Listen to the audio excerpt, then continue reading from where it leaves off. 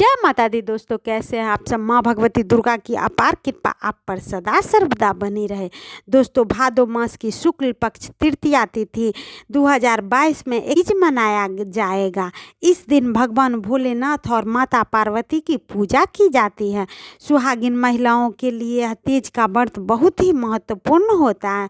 अपने अखंड सौभाग्य के लिए, पति की लंबी आयु के लिए, जीवन में सुख समृद्धि के लिए, दाम्पत्य जीवन को प्रेममय और सुखमय बनाने के लिए और हमेशा प्रेम बना रहे, इस कामना से सभी सुहागिन स्त्रियां मां पार्वती की पूजा आराधना विधिवत करती हैं। कई स्थानों पर इस दिन व्रत भी धारण किया जाता है, तो कई स्थानों पर निर्जल रहकर भी व्रत किया जाता है, तो कई स्थानों पर फलाहार के द्वारा भी व्रत किया जाता है। लेकिन हर जगह यह व्रत नहीं होता है। कई जगह पर तो सिर्फ पूजा किया जाता है, इस दिन को सेलिब्रेट किया जाता है और इस व्रत को नहीं धारण किया जाता है। लेकिन व्रत नहीं धारण किया जाता है तो जिस प्रकार की आपकी परंपरा है आपके यहाँ, आप उसी प्रकार करिए। यहाँ पर मैं आपको दूसरे की तरह करने की कोई ज़रूरत नहीं। यह दिन बहुत ही महत्वपूर्ण होता है क्योंकि तृतीया तिथि माँ पार्वती को समर्पित है।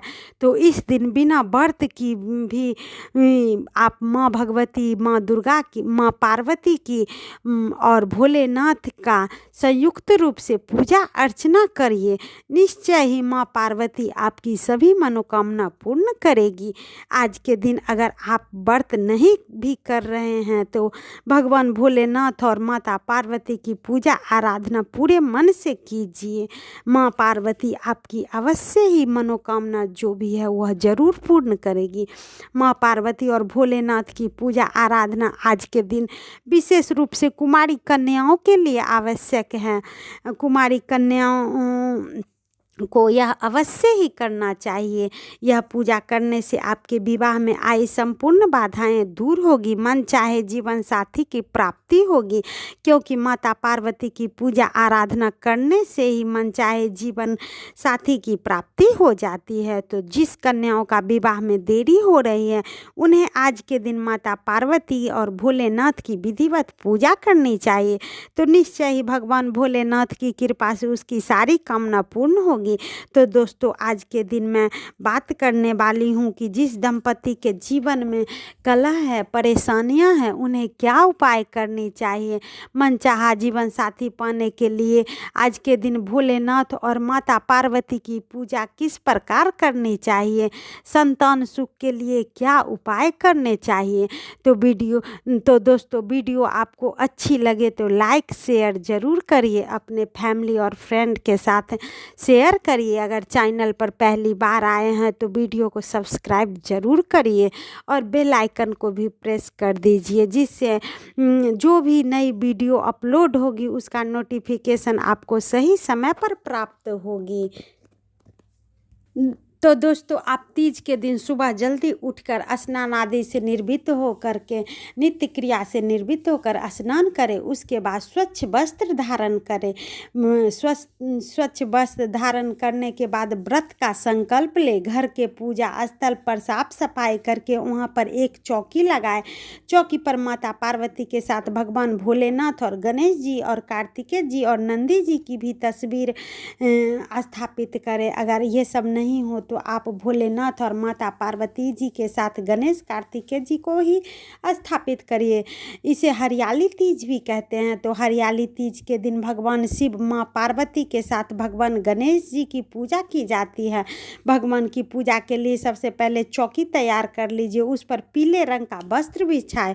उसके बाद उस पर भगवान की मूर्तियाँ स्थापित करें। भगवान गणेश का ध्यान करते हुए पूजा प्रारंभ करें। भगवान को पूजन सामग्री एक एक करके अर्पित करें। इसके बाद माँ पार्वती को सुहाग की सामग्री अर्पित करें। इतना करने के बाद हरियाली तीज की व्रत की कथा का पाठ करें। हरियाली तीज की पूजा में सबसे पहले माँ पार्वती और शिव जी की मूर्ति शामिल किया जाता है। इसके साथ ही एक छोटी सी चौकी की व्यवस्था भी करनी चाहिए। तीज के दिन आप की जो भी कामना हो माँ पार्वती जी से कहिए और पूजा करते समय उनकी कथा भी एक बार सुनिएगा। मैं वो कथा भी आपको अपलोड कर दूंगी।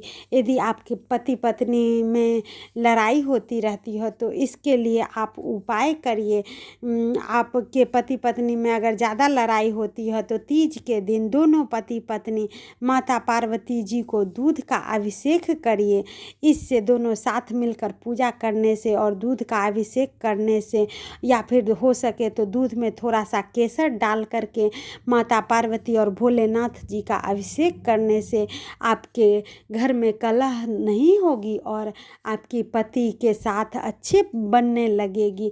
या फिर आपके ससुराल में प्रेम पाने के लिए आप उपाय करना चाहते हैं तो किसी भी महिला को अपने ससुराल के सदस्यों से प्रेम नहीं मिलता है तो हरियाली तीज के दिन पूजा के बाद सास का पैर छूते समय उन्हें सुहाग वाली गिफ्ट, सुहाग की सामान गिफ्ट करें। इसके बाद अपनी सास से उन चीज़ों में से कोई एक चीज़ मांग लीजिए, कोई भी सुहाग का एक चीज़ मांग लीजिए। इसके बाद उस चीज़ को माता पार्वती को अर्पित कर दीजिए और आप अपनी कामना बताइए। देखिए आपको ससुराल से प्यार मिलने लगेगा। और शिव माता, शिव पार्वती और की पूजा पति पत्नी में प्रेम बनाए रखने के लिए हरियाली तीज पर सुबह पूजा के समय पति पत्नी दोनों शिव पार्वती जी की पूजा साथ करें। इसके बाद भगवान को लाल पुष्प अर्पित करें। ऐसा करने से पति पत्नी में प्रेम बना रहेगा और माता रानी आप पर प्रसन्न रहेगी, आपको अखंड सौभाग्य का आशीर्वाद देगी। और माता को खीर चढ़ाए। अगर ज़्यादा तनाव है तो इस दिन चावल का खीर बनाकर भोलेनाथ और माता रानी को भोग लगाए। इसके बाद इस खीर को दोनों पति पत्नी साथ मिलकर खाए।